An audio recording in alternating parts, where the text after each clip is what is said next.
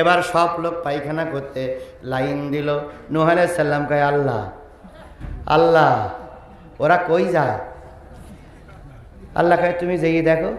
কয় আল্লাহ আমার তো লজ্জা লাগে, নৌকায় বসি আলগা করেই শুরু করিস।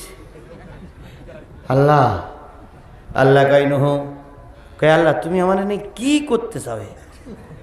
প্রথম বললাম আল্লাহ কালেমার দাওয়াত দিতে চাচ্ছি না, তুমি বললো দাও।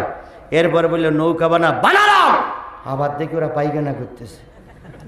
আল্লাহ এখন আমি কি করবো? আল্লাহ কয় নূহ ধৈর্য ধরো। কয় আল্লাহ আর কতই বা ধৈর্য ধরতে পারি? আল্লাহ আল্লাহ কয় ধৈর্য ধরো। নূহ আলাইহিস সালাম সকাল থেকে সন্ধ্যা পর্যন্ত বসে বসে দেখে কয় হাজার লাইন দেয়। সন্ধ্যাবেলা যখন লাইন বন্ধ হলো, নূহ কিস্তির কাছে যেই দেখে কিস্তির 4 ভাগের 1 ভাগ ফুল হয়ে গেছে, পানি আর পায়খানায় ফুল হয়ে গেছে। এবার নূহ আলাইহিস সালাম কয় আল্লাহ 4 ভাগের 1 ভাগ ফুল। আল্লাহ কয় আমি তো দেখতেছি। কয় আল্লাহ দেখতে চাও? তুমি কেমন দেখো? কয় দেখি। এর পরের দিন আবার লাইন দিল। লাইন দেওয়ার পরে দেখা গেল আবার পায়খানা করে অর্ধেক ফুল হয়ে গেছে। তারপর দিন 12 আনা, তারপর দিন 16 আনা, তারপর দিন পায়খানা করে আর থাকে না, চারিপাশে গড়াই গড়াই পড়তেছে। কয় আল্লাহ এখন তো নূহ এখন তো কিস্তি ছাপাই গেছে। আল্লাহ কয় ভরতেছে যারা পরিষ্কার করবে তারা। যারাই ভরতেছে তারাই পরিষ্কার করবে, তুই চুপ করে বসে থাক। কিছুদিন যায় আর পায়খানা করার পরে পায়খানার উপরে থাকে না, সব নিচে পড়ে যায়। এবার নূহ আলাইহিস সালাম কয় আল্লাহ কি করবো? কয় দেখা খেলা এবার শুরু করতেছি। গ্রামের শেষ প্রান্তে এক বুড়ি ছিল। বুড়ির শরীরে ঘা পাসলাম, বুড়ি নড়াচড়া করতে পারে না।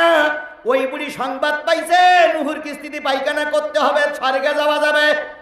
বুড়ি চিন্তা করলো মরণ তো এসে গেছে, একটু পায়খানা করে স্বর্গে যাব। বুড়ি অনেক কষ্ট করে পায়খানা করতে আসছে, এসে দেখে পায়খানা চারিপাশে পড়ে যাচ্ছে।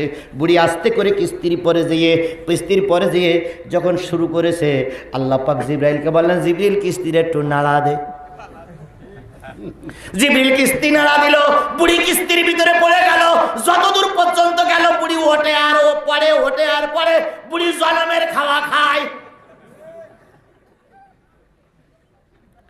বুড়ি খেয়ে উপরে উঠেছে, কিনারায় উঠেছে, ছিল বুড়ি হয়েছে যুবতী।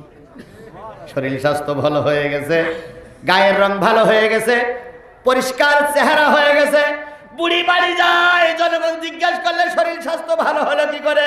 কয় নূহুর কিস্তিতে পায়খানা করতে দিয়ে পড়ে গেছিলাম, ওই পায়খানা খেয়ে শরীর ভালো হয়ে গেছে।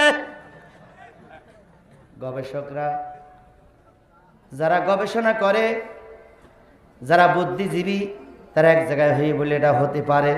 বুদ্ধিজীবীরা কয় হলেও হতে পারে, কারণ ওই কিস্তিতে ওই নৌকায় পায়খানা করেছে প্রধানমন্ত্রী, ওই কিস্তিতে পায়খানা করেছে মন্ত্রী, ওই কিস্তিতে পায়খানা করেছে এমপি, ওই কিস্তিতে পায়খানা করেছে হুজুর, ওই কিস্তিতে পায়খানা করেছে চেয়ারম্যান, মেম্বার, সাধারণ লোক, অসাধারণ লোক, সকলের পায়খানার পানি এক জায়গায় মিশে এখন একটা মেডিসিনে পরিণত হয়ে গেছে। জনগণ বলল খাও, এবার জনগণ আবার খাইতে শুরু করলো। যে লাইন দিয়ে পায়খানা করেছিল ওরাই আবার লাইন দিয়েছে। জনগণ কই যাও? মেডিসিন আনতে। কোন জায়গায়?